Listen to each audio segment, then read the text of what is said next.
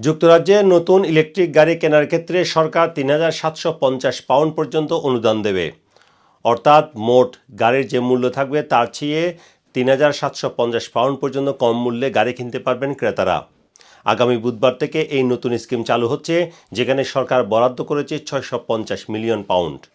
আগামী ৩ বছর এই স্কিম চালু থাকবে বলে সরকারের পক্ষ থেকে জানানো হয়েছে এবং বলা হয়েছে গাড়ির কোম্পানিগুলো, যেটি বলা হচ্ছে বুধবার থেকে এই অর্থ ক্লেম করতে পারবে সরকার থেকে, এবং সরকার কোন মডেলের গাড়িতে কী পরিমাণ গ্রান্ট দেওয়া হবে সেই তালিকা প্রকাশ করবে।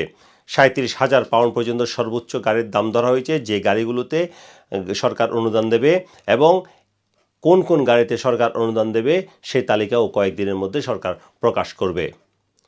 এর ফলে সরকার আশা করছে ২০৩০ সালের পর, যেহেতু যুক্তরাজ্যে পেট্রোল এবং ডিজেল নতুন গাড়ি বিক্রি বন্ধ করার লক্ষ্যমাত্রা স্থির করছে সরকার, আশা করছে লোকজন ইলেকট্রিক গাড়ি কেনার দিকে ঝুঁকবে। বর্তমানে প্রায় ১.৩ মিলিয়ন ইলেকট্রিক গাড়ি রয়েছে যুক্তরাজ্যে। Sarwar Hossain, top news, London.